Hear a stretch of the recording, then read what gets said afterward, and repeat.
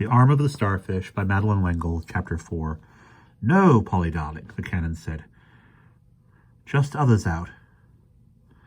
Oh, okay then. Adam, this is Polly O'Keefe. Polly, this is Adam Eddington, your father's new laboratory assistant. Polly stuck out a lean brown hand and shook Adam's. Her grip was firm and confident. Hello, Adam. Actually, my name's Polythemia. Isn't that an awful name to give anybody? And it's all Father Talus's fault. He's my godfather, and he christened me. It's surprising that I still love him, isn't it? I tell you all this so that you know that if you ever call me anything but Polly, I'll jump at you and kick and scratch like a wildcat.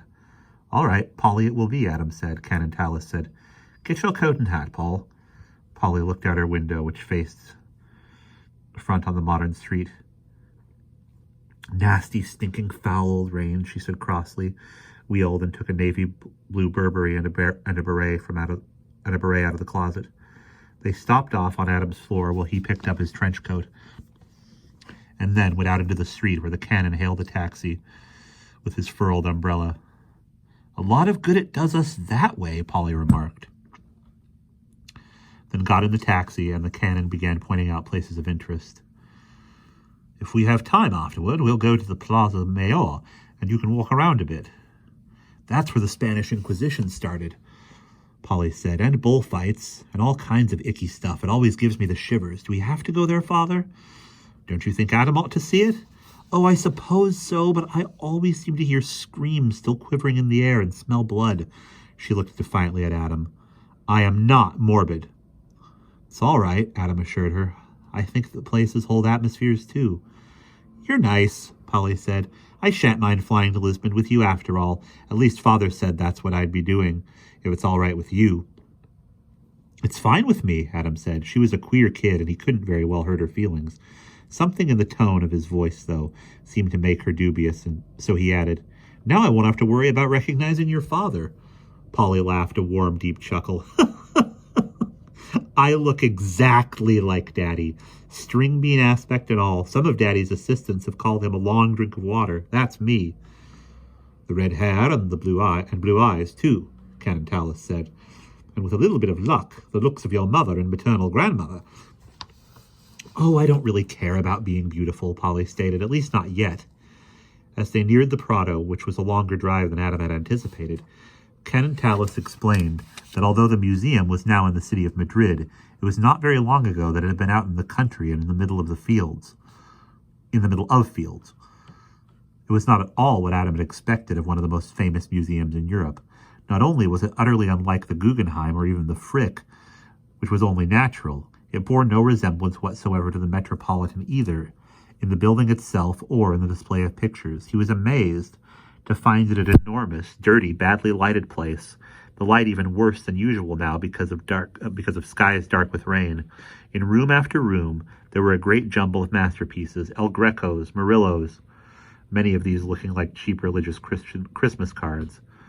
Velasquez's, Goya's, Raphael's, lesser-known painters, unknown painters, early work, middle work, later work, good painting, middling painting, bad painting, finished and unfinished painting, all thrown at the wanderer in one great saturating splash. Canon Talus was obviously familiar with every inch of the place, separating, sorting, explaining ostensibly to Polly, but also for Adam. Polly stood in a room full of El Grecos and turned round and round slowly. Then she stopped in front of a large painting of St. Andrew and St. Francis, the two of them standing together in obvious and direct communication. I'm staggered, she said. Absolutely staggered, Father. Why haven't I seen it before? She contemplated the picture again for a time in silence, assuming a junior version of Canon Talus's stance, her legs braced slightly apart, her hands behind her back. Of course, it's impossible, she said. What? Adam asked. That they should be there like that, standing, talking together, when they lived 1,100 years apart. But I'm so glad they are. It does make the time seem unimportant, doesn't it? She turned to Canon Talus and smiled.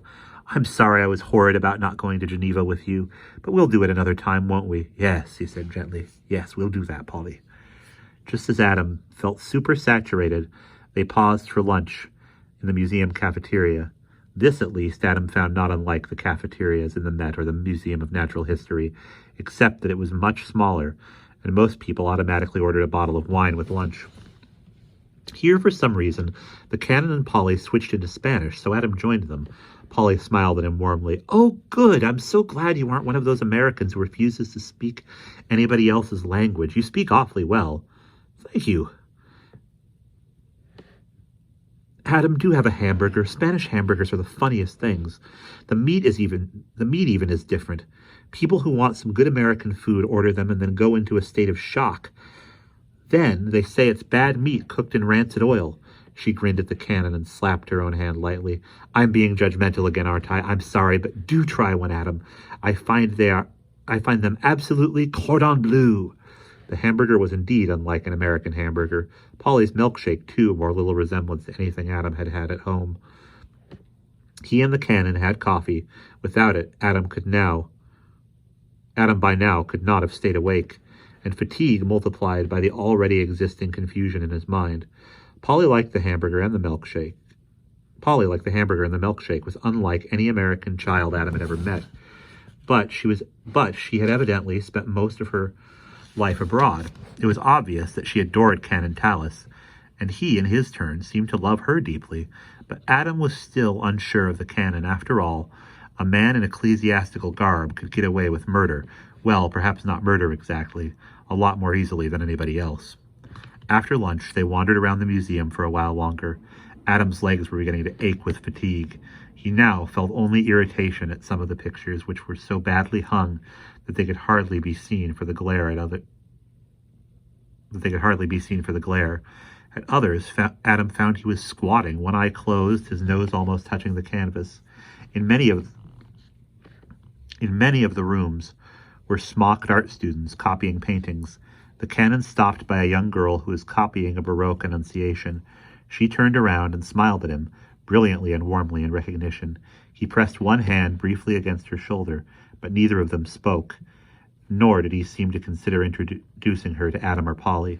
They moved into a large rotunda full of statues watched over by a uniformed guard. As Adam and Polly followed the Canon in, the guard moved over to them, quietly saying in English, "My avocation is my vocation, as my two eyes make one in sight," the Canon replied. The exchange was so swift, the voices were so low, that no one but Adam and perhaps Polly was aware that anything had been said. Adam's retentive memory, the envy of his friends at school, came to the rescue now. For a moment, he seemed to be back in the secret police rooms in the airport, with the grim-faced Canon speaking to the inspector. They rhyme, Adam thought suddenly. What he said with the inspector then, and with the guard now. I don't remember the words, but I'm sure if I could get them and put them together and make 4 lines of them, they'd rhyme. An Arab rhyme scheme. An ABAB rhyme scheme. He looked at the Canon. The Canon looked at him. Neither of them spoke. It's familiar, Adam thought. It's vaguely familiar. Maybe something I had at school. If I could only figure out what it was, I'd know more what I think about him. The Canon pulled out a very plain gold watch with a Phi Beta Kappa key on the chain. Something clicked in Adam's mind. But he's English. He shouldn't have a Phi Beta Kappa key. Not unless he went to an American university as an undergraduate. Not likely, so then he must be a phony the way Callie said, unless... Well, it could be honorary, like Churchill's. I don't know. His eyes flickered back over the Canon. For the first time, Adam noticed that the plain black of the priest's clothing was broken by a tiny red sliver of the French Legion d'Honneur ribbon on his lapel. It was possible. Old Doc had one too. This was possible. Old Doc had one too. "Time to go," Canon Tallis said briskly. Perhaps because of Polly's words, Adam was not too happy with the Plaza Mayor. Then again, it may have been simply the rain which dripped down the collar of his trench coat, though Canon Tallis tried to shield the 3 of them with his big black umbrella as they walked slowly about. The Plaza Mayor was a great, beautiful square, cobblestoned with magnificent buildings, horses sadly pulling wagons, arches leading to narrow, winding streets, with slopes and restaurants and laundry hanging out even in the downpour. Perhaps it was the sullen stream of rain which was responsible for the dark aura that Adam felt as he looked across the wet, echoing space of the square. It was almost 5 when they got back to the hotel, and Adam went up to his room to collect his things. When he opened his briefcase, which he had not taken to the Prado, he was quite sure someone had gone through it while he was out, that his books were not as he had left them.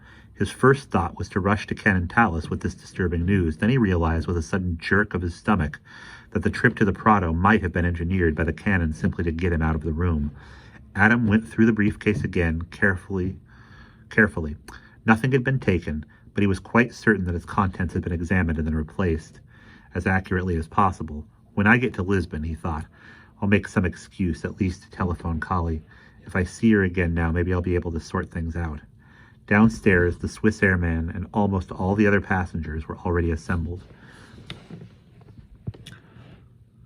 Those who had been going on to Geneva and Zurich, with the exception of Canon Tallis and Polly, had left.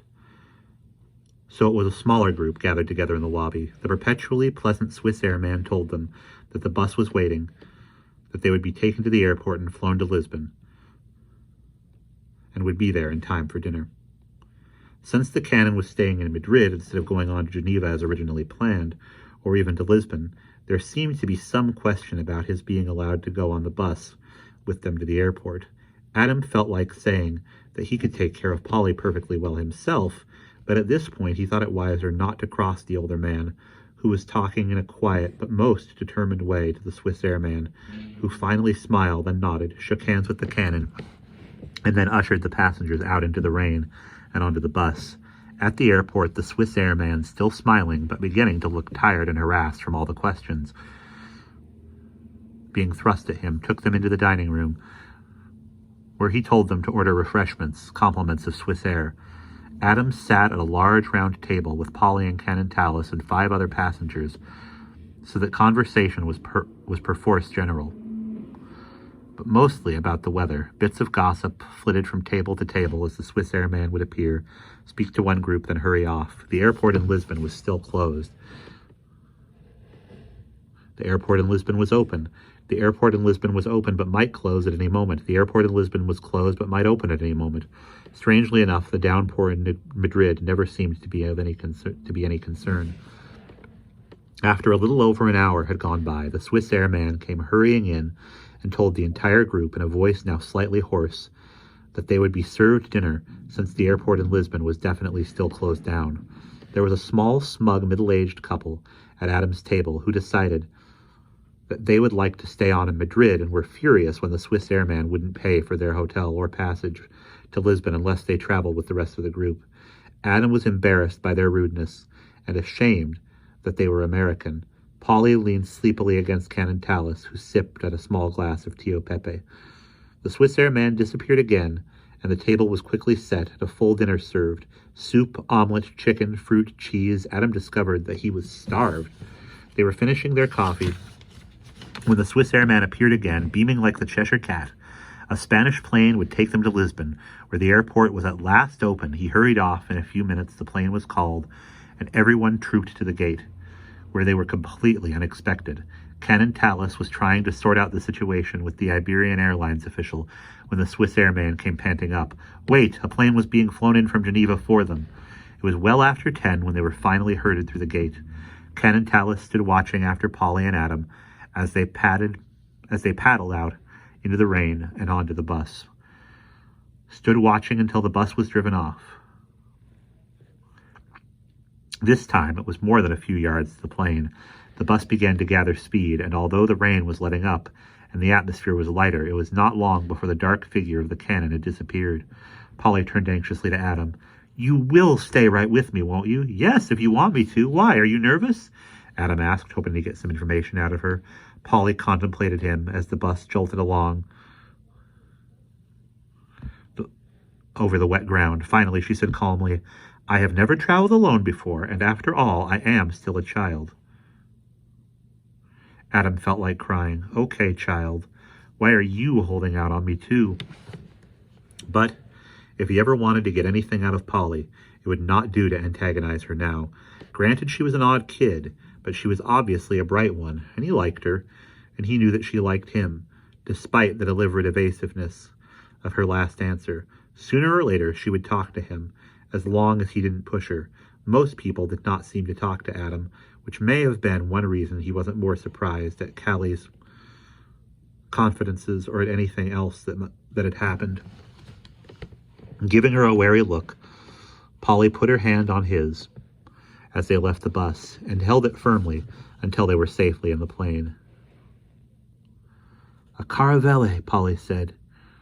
"You don't mind if I sit next to the window with you on the aisle, do you, Adam? It's just because I like to look out." "Is that the only reason?" he asked her, stowing her small blue case and his briefcase under the seats. "Isn't it reason enough?" she asked as he sat down beside her. It was to be a short flight, they were told, about 45 minutes.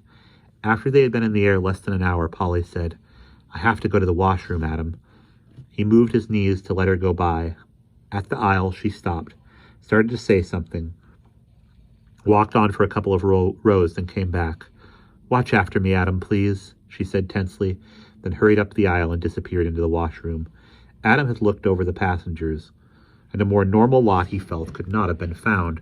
The original group was all American, vocal and eager to be on their way. Only a handful of new passengers had been added, and none of these looked in the least sinister or even curious. The only figure who was even faintly colorful was a rabbi with a long, luxuriant growth of brown beard.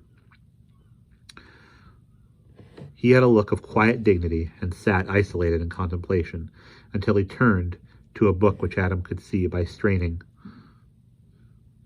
was something by Martin Buber. Polly's small voice, as she turned back toward him, made him a little tense. But after all, she was only a kid and a girl, and girls are apt to be hysterical, and that doggone cannon had evidently frightened her about something. He shook himself and settled back to read an article on Starfish which old Doc had stuck into his hand on the last day in Woods Hole. Adam could usually concentrate, but his eyes now kept flickering to the face of his wristwatch. After Polly had been gone a couple of minutes, he began to look back toward the washroom door every few seconds. After the hands showed that 5 minutes had passed, he put the Starfish article aside and did nothing but look at the washroom. After another minute, he felt a distinct uneasiness in the pit of his stomach and went to the back of the plane. The steward looked at him, saying courteously, "The other washroom is empty, sir." "Yes," said Adam. "I'm traveling with a little girl, and she's been in there several minutes, and I'm afraid she may not be well." The steward tapped lightly at the door. Nothing happened. Adam knocked rather more loudly. "Polly?" he called. Nothing. "Not so loud, please, sir," the steward said. "We don't want to disturb the other passengers. Just a minute, and I will unlock the door from this side." He took out a key, and after a certain amount of manipulation, the door swung open. The washroom was empty. And that is the end of chapter 4.